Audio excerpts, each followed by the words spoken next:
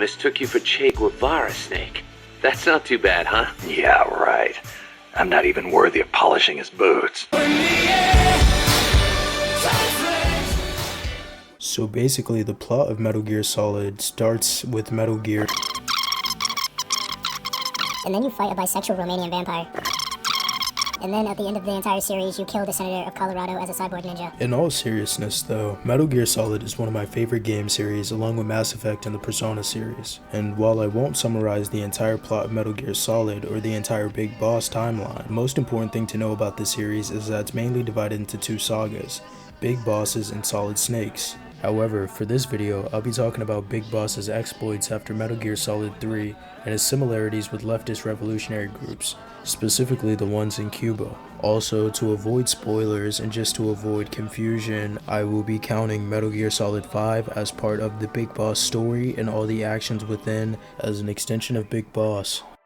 Well, there's hardly been a more iconic figure of his times than Che. Oh, he was more than that. He was a true revolutionary. And a great warrior. I'm with you there.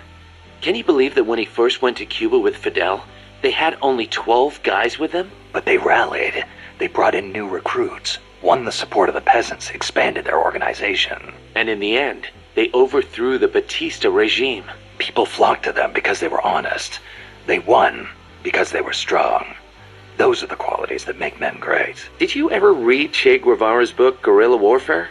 And Mao Zedong and his On Protracted War? After the traumatic events of Metal Gear Solid 3, Big Boss, also known as Naked Snake, experienced significant transformations to his ideology and personality. The death of his mentor, the Boss, and the realization that they were both soldiers manipulated by higher authorities profoundly shaped his worldview. In the aftermath, Big Boss becomes disillusioned with the governments and organizations he once served. He grows increasingly skeptical of the traditional power structures and military-industrial complex and becomes more sympathetic towards revolutionary ideals and soldiers. In Peace Walker, set in 1974, Big Boss establishes Militaires Sans Frontières, a private military company dedicated to providing military assistance to those in need. We have no nation, no philosophy, no ideology. We go where we're needed, fighting not for country, not for government, but for ourselves. We need no reason to fight.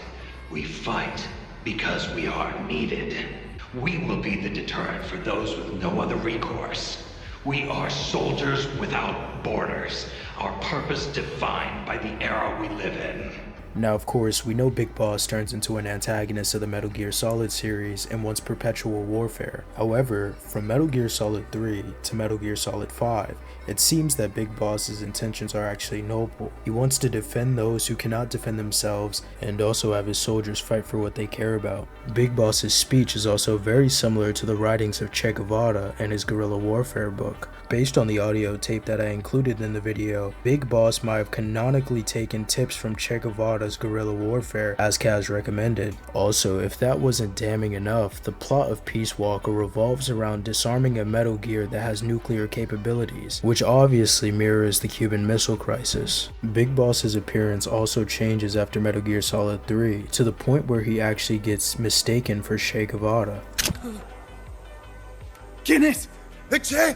No way. What do we do? And although Big Boss and other snakes take inspiration from Snake from Escape from New York, I can see how Peace Walker specifically leveraged that appearance to be compared to Castro and Che. He's a long-haired cigar smoker who takes men into battles against oppressive regimes and militaries, and also managed to survive hundreds of assassination attempts. And for my final point, when I was thinking about making this video and going over the lore of Big Boss, I realized in Metal Gear Solid 5, one of the places you go is Africa, which to no one's surprise, somehow Che Guevara also ended up in Africa with somebody's baby.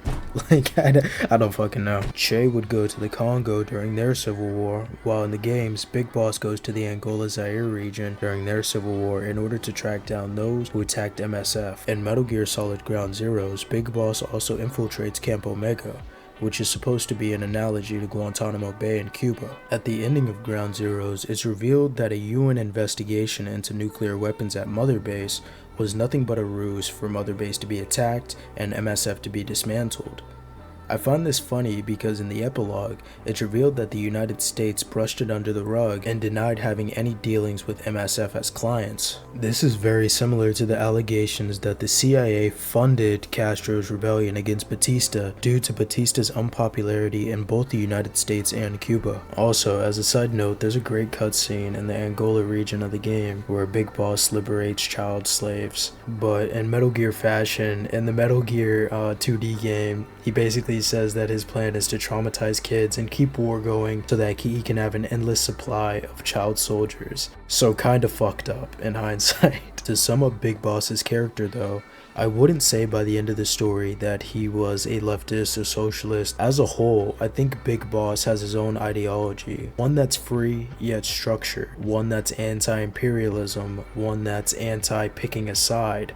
I wouldn't say he's neutral, but he's the type of character that paves his own way. My personal analysis that's in line with some of the leftist thought that he admires in Che and in his actions is that Big Boss is a victim of the military-industrial complex. He began to have hatred for all governments and any authority, so he set out to make a world where soldiers can choose what they want and not be used by any other authority figure. I see Big Boss as a victim who eventually radicalizes and becomes the very thing that he hates. From Metal Gear Solid 3 to Metal Gear Solid 5, I see him as a person that tried his best to always do the right thing, but eventually gave in to tyranny.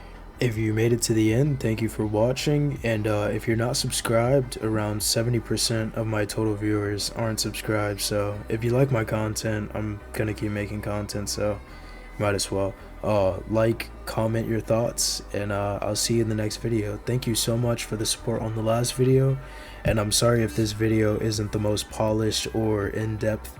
I've had a lot of projects and midterms and a lot of stuff. I've barely been getting to sleep, so just bear with me on this video. But thank you guys for all of the support and more content on the way. Thank you.